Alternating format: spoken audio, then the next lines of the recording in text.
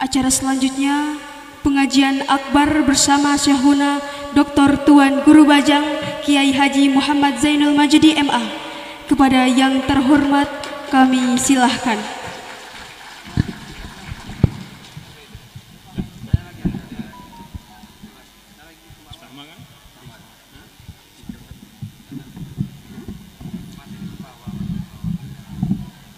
Bismillahirrahmanirrahim. Bismillah wa bihamdih. Assalamualaikum warahmatullahi wabarakatuh.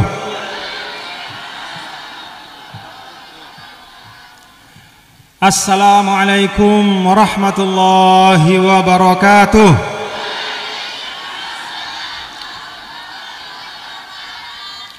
Assalamualaikum warahmatullahi wabarakatuh.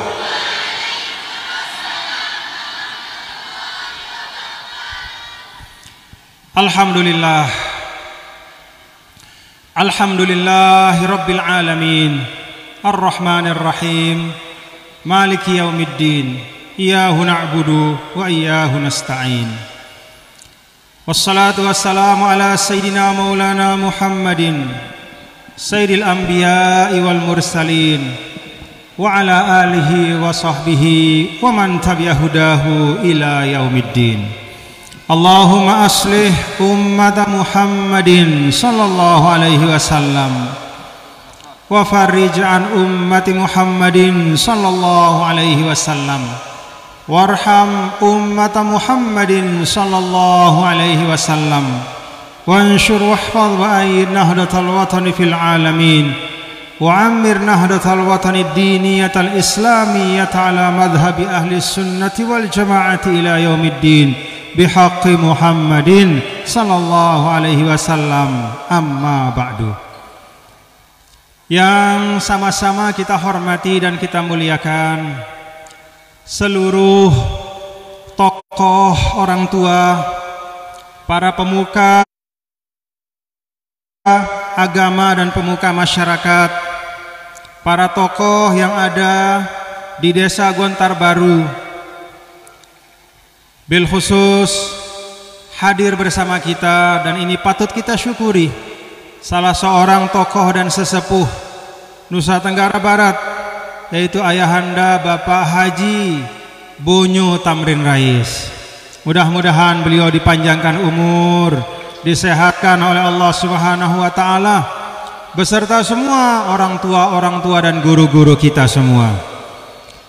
Al-Mukarram Ketua Umum atau Rais Am Dewan Mustasyar Pengurus Besar NWDI Al-Mukarram Tuan Guru Haji Muhammad Yusuf Ma'mun beserta para tuan guru yang saya tidak dapat sebutkan satu persatu, semuanya saya hormati dan saya muliakan.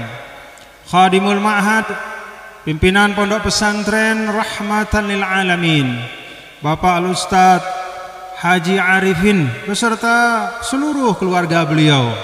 Kita doakan beliau dan keluarga semua diberi kekuatan, diberi kesehatan, diberi keteguhan, diberi keistiqomahan untuk terus memperjuangkan Pondok Pesantren Rahmatan lil Alamin yang ada di Gontar Baru ini.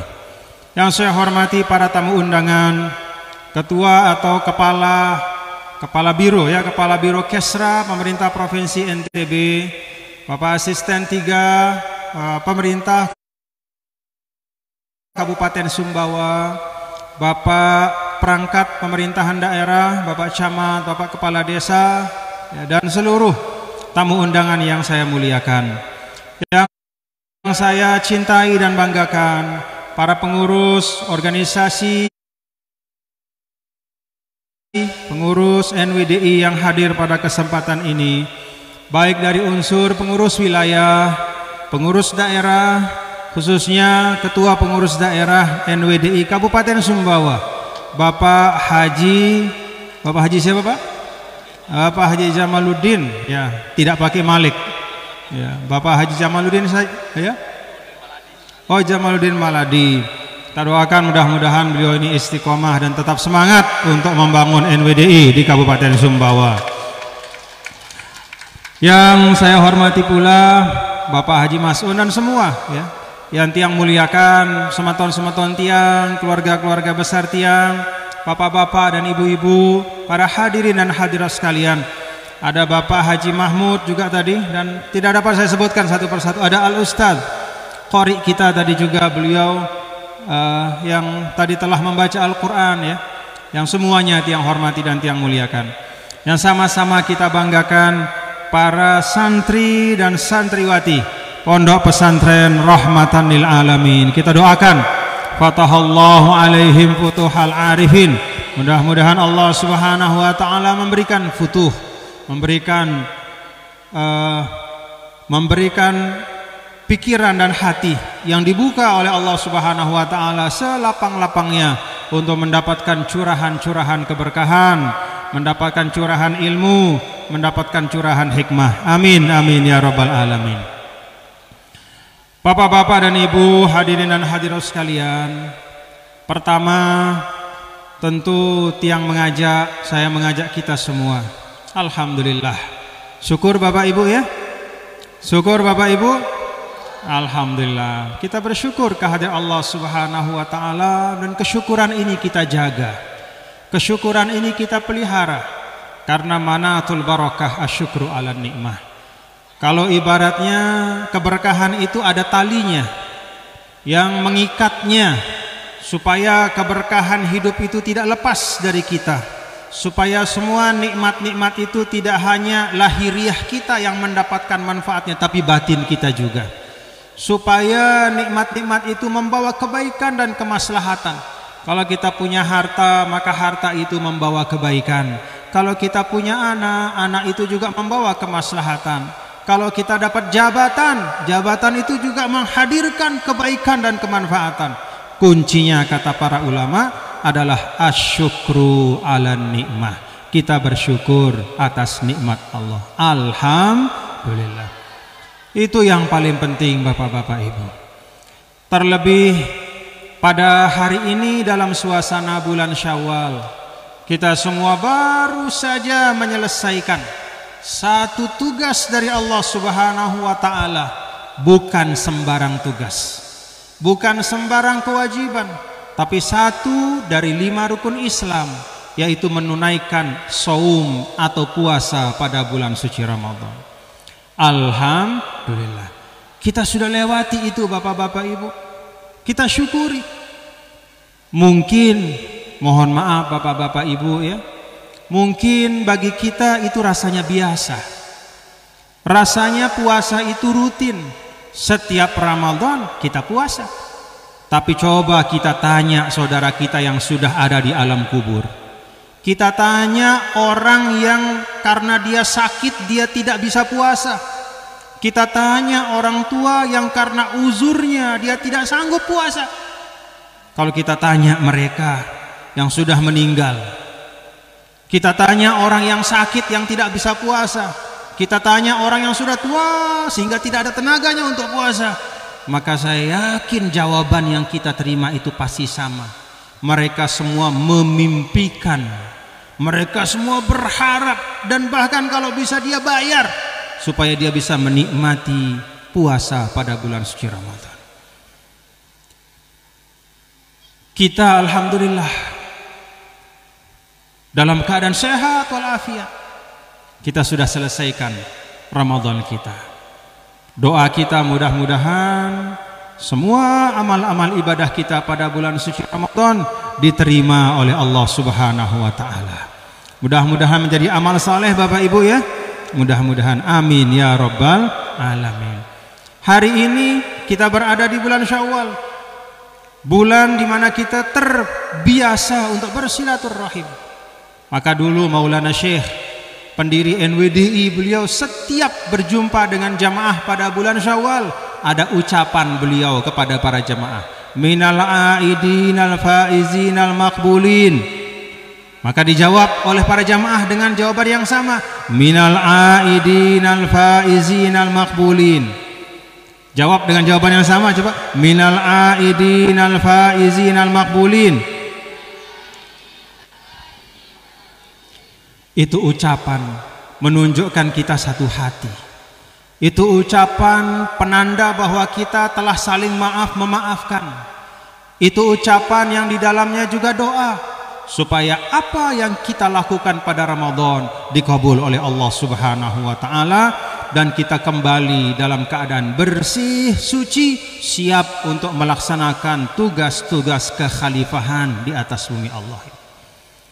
Pada hari ini Bapak Ibu, kita dapat barokah Syawal, kita dapat barokah silaturahim, dan bil khusus pada hari ini juga secara khusus kita bertasyakur memperingati milad atau kelahiran atau ulang tahun dari Pondok Pesantren Tahfizul Quran Rahmatan lil Alamin NWDI yang ada di Desa Gontar Baru ini. Usia 5 tahun, alhamdulillah dijaga oleh Allah. Mudah-mudahan seterusnya juga dijaga oleh Allah. Sekaligus juga secara khusus, ini adalah saat kita bertasyakur. Desa Gontar Baru usianya sudah 13 tahun. Kita berdoa semuanya, mudah-mudahan Gontar Baru ini menjadi baldatun thayyibatun wa rabbun ghafur. Jadi Bapak Ibu, kesyukuran terlalu banyak hari ini. Maka untuk itu semua alhamdulillah. Tambah lagi, Bapak, tambah lagi. Tadi kita saksikan putra-putri kita. Kalau bahasa Lombok, bijajari, anak-anak kita. Ada yang dari Lombok nggak nih yang? Hah? Oh, enggak, yang lulus ini dari Lombok banyak? Oh, Lombok, alhamdulillah. Kita saksikan anak-anak kita tadi di wisuda. Ada yang hafal 30 juz. Masya Allah. Masih muda anak kita, hafal 30 juz. Ada yang hafal 20 juz. Ada yang hafal tadi 15 juz. Ada yang hafal matan jurumiyah. Ada yang hafal arba'in nawawiyah. Masya Allah. Alhamdulillah. Ini semua kesyukuran. Hati kita bapak-bapak ibu, ada yang mana orang tua yang tadi anaknya di wisuda, angkat tangan. Mana? Senang ibu? Syukur? Sudah terima kasih belum sama Ustadz Arifinnya? Hah? Sudah terima kasih belum sama Ustadz Arifinnya? Nanti khusus ya. Kalau cara dari dulu Al-Maghfurullah Maulana Syekh ya, mengajarkan kepada kita semua para santri bahwa salah satu jalan untuk anak-anak kita mendapatkan berkah ilmu ketika dia menuntut ilmu adalah kita sebagai orang tua berusaha menyenangkan hati gurunya. Jadi kita orang tua menyenangkan hati gurunya dengan cara apa? Kita silaturahim datang, kita sampaikan ucapan terima kasih. Ustadz, alhamdulillah berkat bimbingan Ustadz anak saya menghafal Quran. Itu adalah tabungan yang istimewa untuk kita sebagai orang tua. Alhamdulillah Gontar Baru ini jauh dari keramaian, tapi kita saksikan hari ini ada puluhan santri-santriwatinya di wisuda sebagai penghafal Al-Quran. Bapak-bapak ibu, itu yang pertama kita syukur. Yang kedua, Bapak ibu tadi menyimak apa yang disampaikan oleh Ustadz Arifin? Menyimak enggak?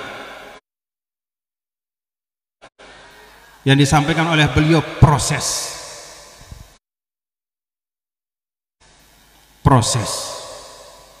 Sampai nangis tadi beliau.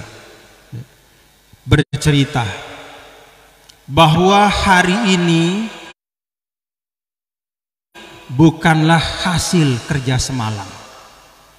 Apa yang kita saksikan ini bukan hasil dari pekerjaan sekejap, tapi ini melewati proses yang panjang. Proses yang panjang yang tidak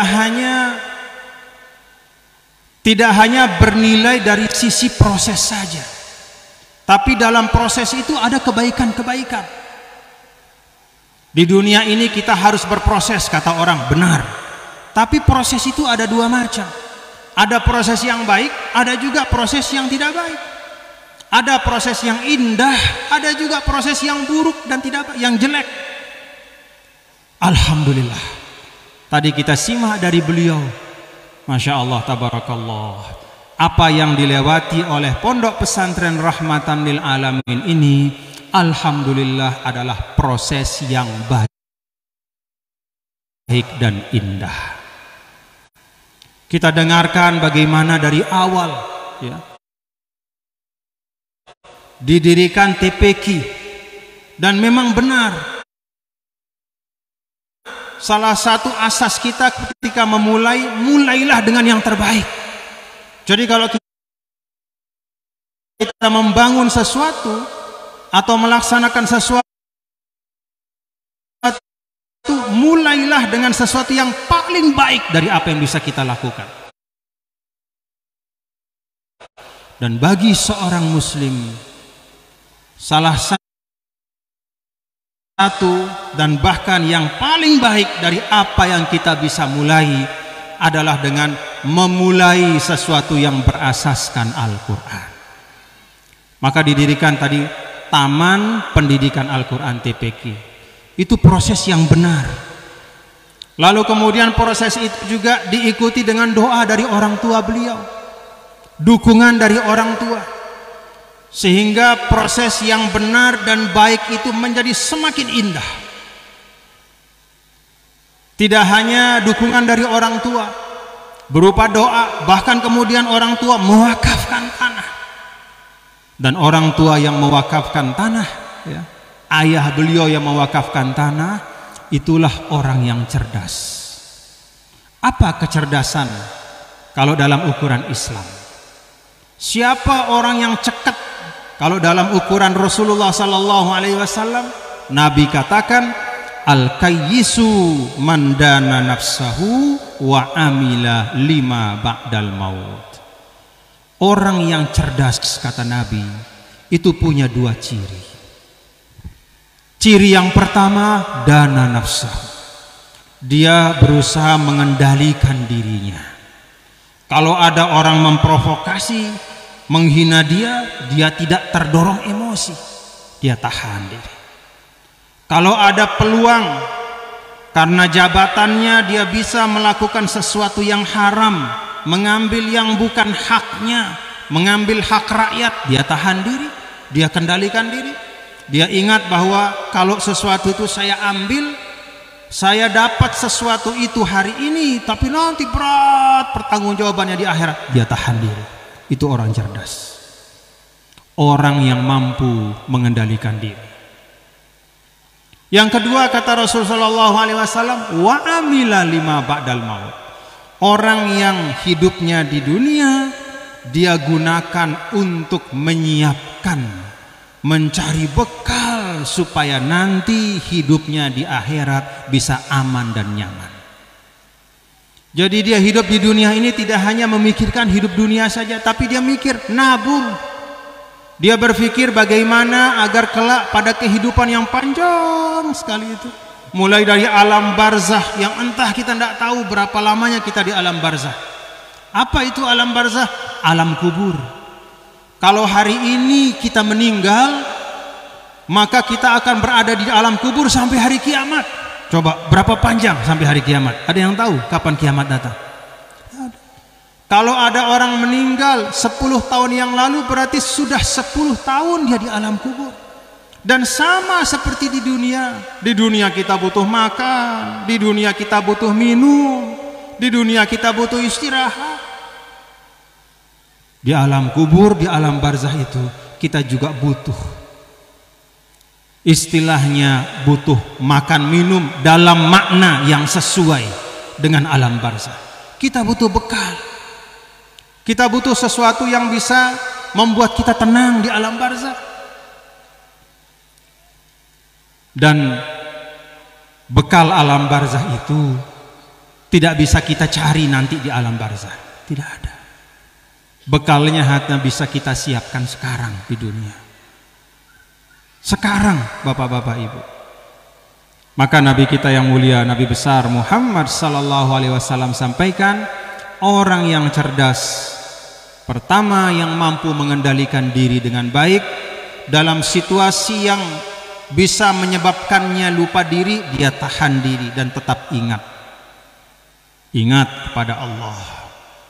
Lalu yang kedua, dia hidup di dunia dengan berusaha amila lima ba'dal maut.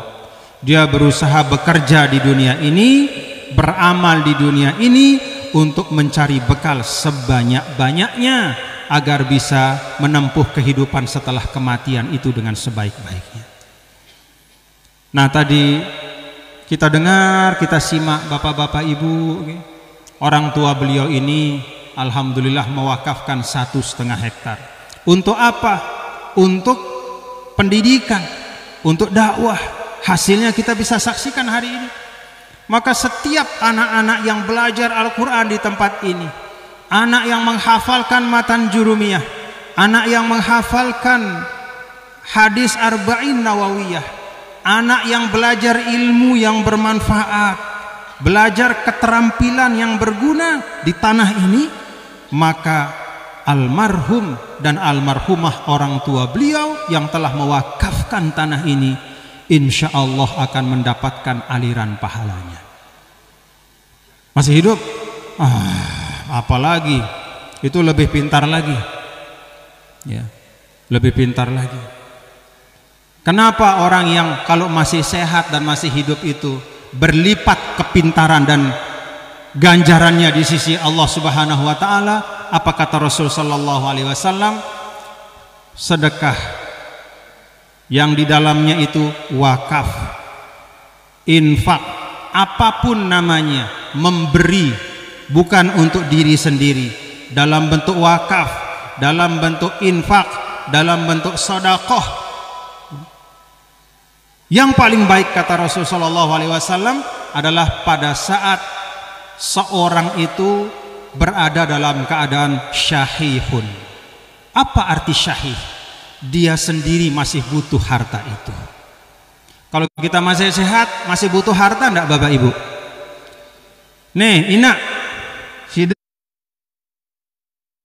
pada saat sudah sehat masih butuh kepeng atau enggak? Hah? Masih? Untuk apa kepeng deh? Hah? Ya, beli kakanan, beli jaja, beli kerudung, beli gincu, beli macam-macam. Ya. Masih butuh.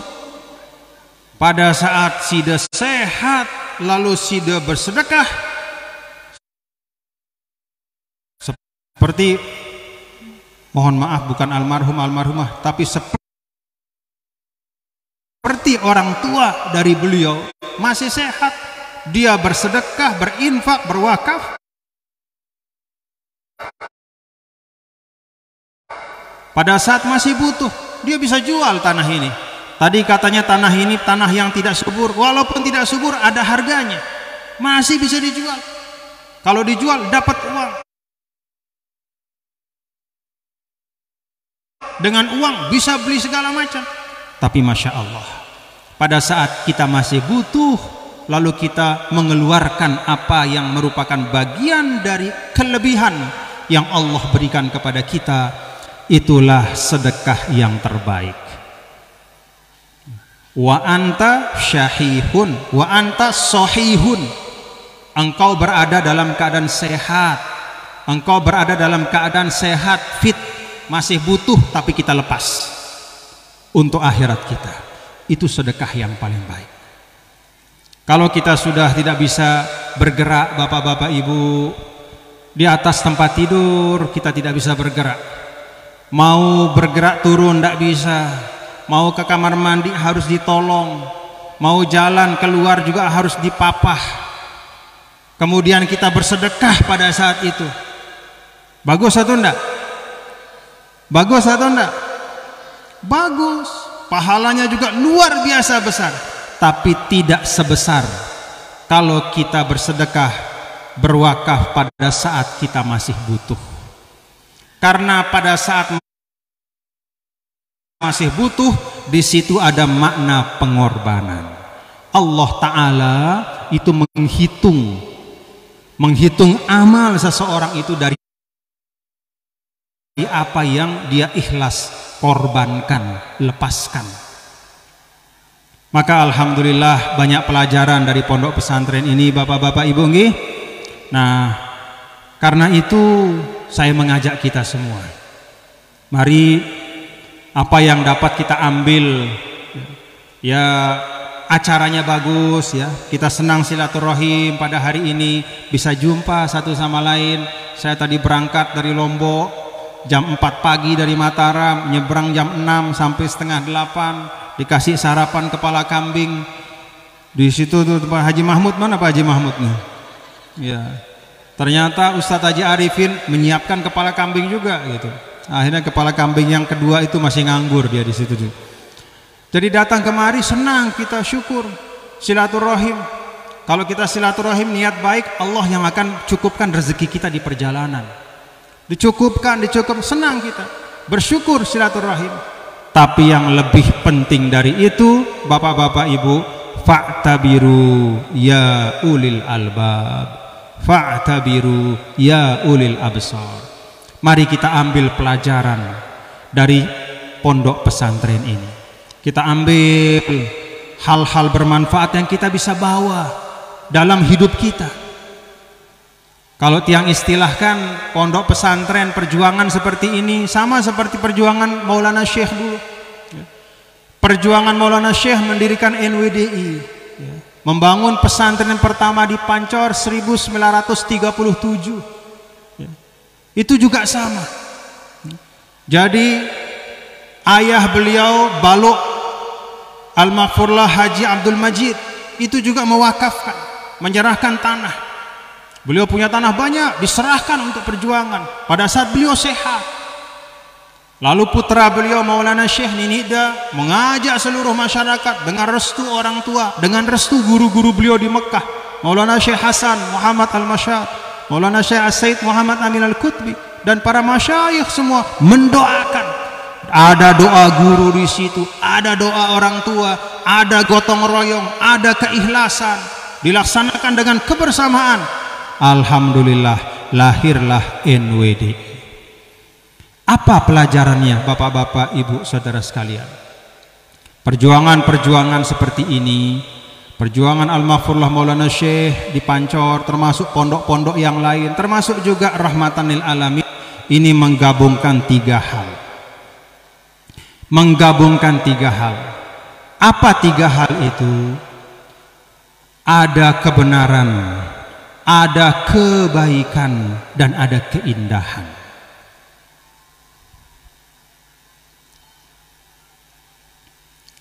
Apa maksudnya Bapak Ibu? Kalau kita bicara tentang dakwah, kita bicara tentang Islam.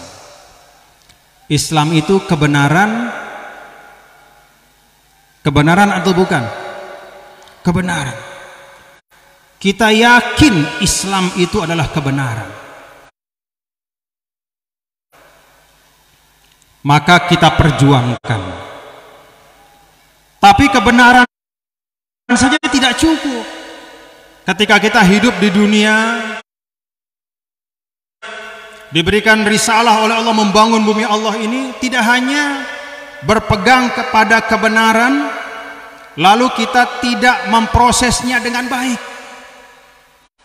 Maka kebenaran itu harus didampingi dengan kebaikan. Kalau kebenaran itu terkait dengan ilmu pengetahuan, kalau kebaikan itu terkait dengan etika dan moral. Maka kalau berjuang untuk Islam yang merupakan kebenaran harus dengan cara yang baik. Kalau kita berjuang untuk Islam, Islam itu kebenaran. Qulil haq mir rabbikum. Dia kebenaran. Tapi kalau kita memperjuangkannya tidak dengan kebaikan, tidak dengan cara yang beretika, maka kebenaran itu akan tenggelam. Dan orang akan melihat kebenaran itu bahkan bisa jadi sebagai satu kebatilan.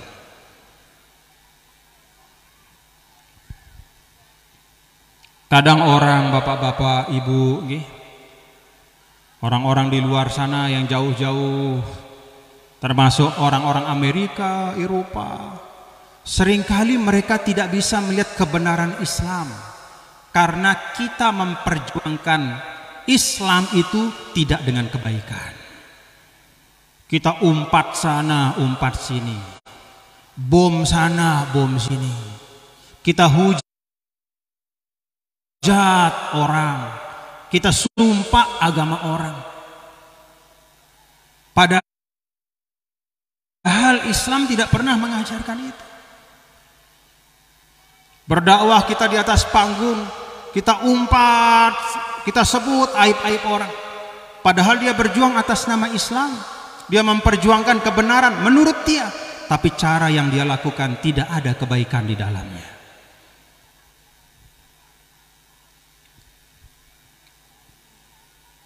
Bahkan Islam mengajarkan Bapak Ibu, tidak hanya kebenaran yang harus diproses dengan baik, di dalam proses itu pun harus tanpa keindahan, sesuatu yang menarik hati. Masjid ini apakah membawa nilai kebenaran? Benar? Kita proses, kita bangun juga dengan cara yang baik, benar? Kalau sudah ada kebenaran, ada kebaikan, maka tinggal tersisa, mari kita tampakkan keindahan. Karena itu menjaga masjid ini supaya tetap bersih, itu bagian dari risalah Islam. Tidak ada cerita misalnya umat Islam yang mengaku sebagai khairul ummah, kemudian membawa nilai-nilai etika yang hebat, membawa nilai-nilai kejujuran, sidik, amanah, tablik, fatonah, tapi ekek. Apa bahasa apa ekek? Bahasa Sumbawanya apa ya ekek? Hah? Kesik.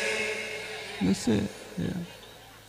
Padahal bolak-balik Rasulullah SAW sampaikan at-tahuru syatrul iman, bersih-bersih, suci itu bagian dari iman, supaya indah hidup kita. Tapi kita biarkan masjid kita kotor, kita teriak Allahu Akbar, kita mengaku pejuang Islam, tapi keindahan rumah Allah kita abaikan. Bukan itu dakwah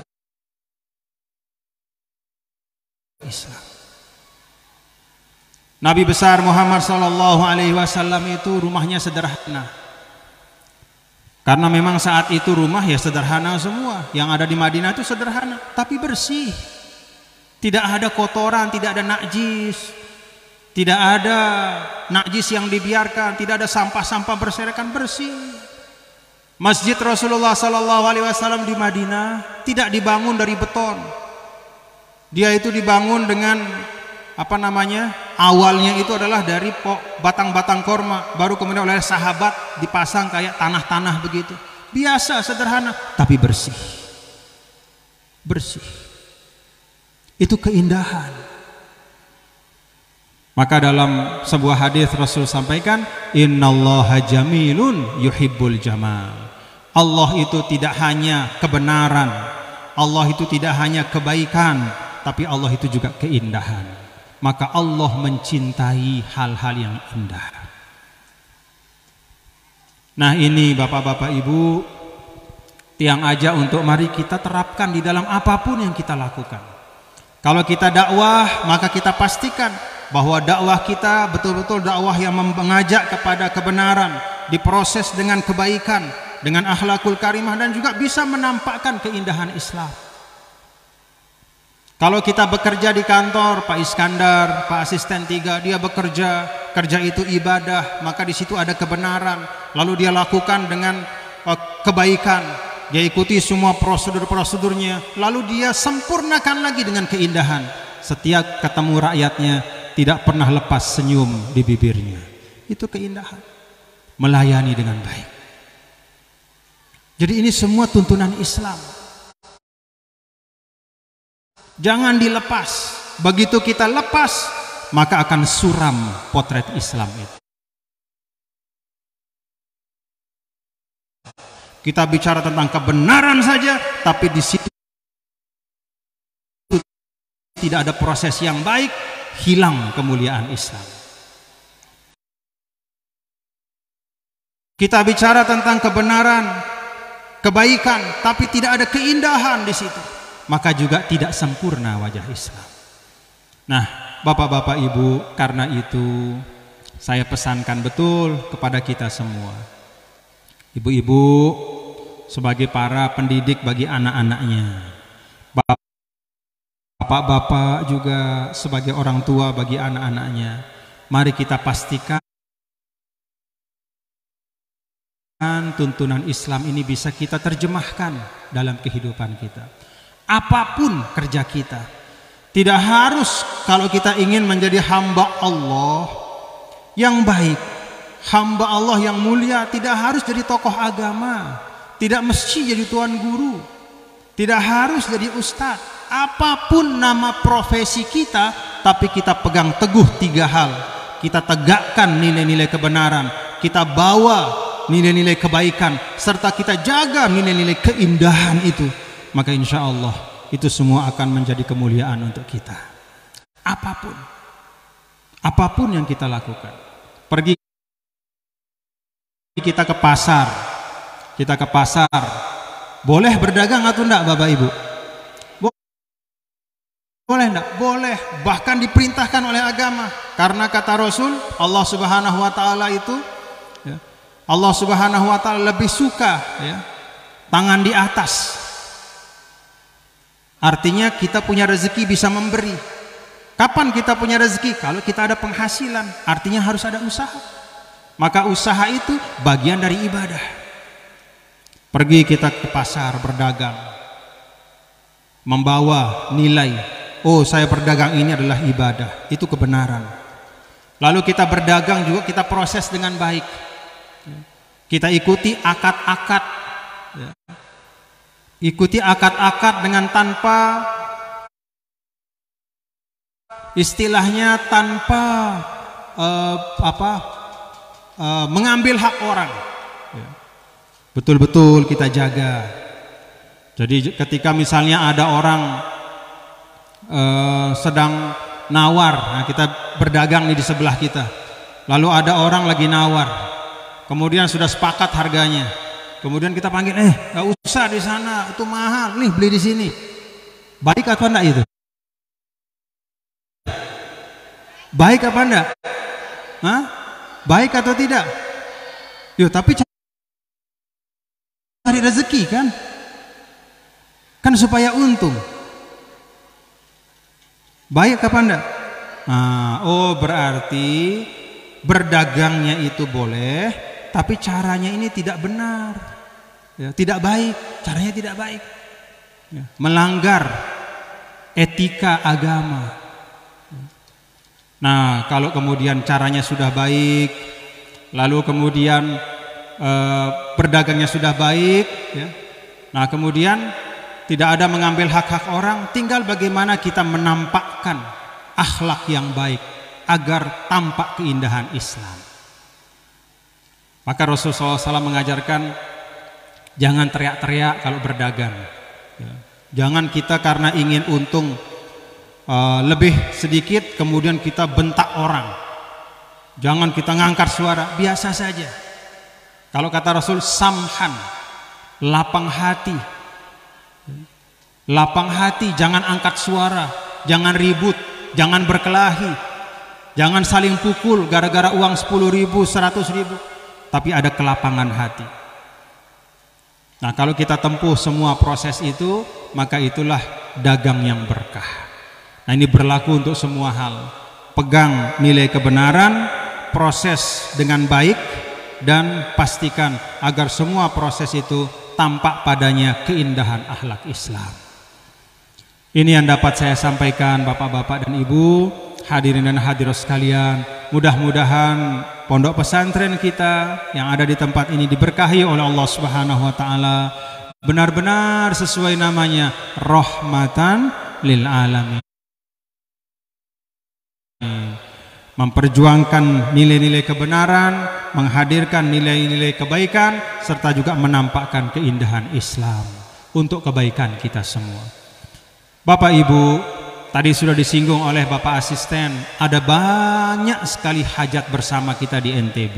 Di Pulau Sumbawa secara khusus ada kegiatan-kegiatan sosial, kemasyarakatan, olahraga skala internasional ya. Sebentar lagi tuh bulan depan di Samota itu ya, ada kegiatan olahraga melibatkan dari luar negeri, mungkin akan datang puluhan ribu orang yang nonton, ramai semuanya. Nah, maka tugas dari kita semua, bapak-bapak, ibu-ibu, saudara sekalian, menjadi tuan rumah yang baik, gitu nggih? Kan itu tanda kita beriman kalau kata Rasul, man kana yu'minu billah wal yaumil akhir falyukrim dhaifahu. Orang yang beriman itu kata Rasul, dia selalu memuliakan tamunya. Maka kita siapkan daerah kita ini, jaga keamanannya, jaga ketertibannya, jaga kondusivitasnya, hindarkan diri dari keributan, perselisihan. Kalau ada sesuatu yang beda, selesaikan dengan cara-cara Islam, musyawarah. Maka kalau daerah kita aman, nyaman, orang akan datang. Dan kita tahu dalam Islam, setiap kedatangan ke daerah kita itu, setiap silaturahim itu selalu menambah rezeki untuk kita semua. Demikian yang saya sampaikan. Aqulu qauli hadza wa astaghfirullah li wa lakum. Wallahul muwaffiq wal hadi ila sabilir rasyad. Tsumma assalamu alaikum warahmatullahi wabarakatuh.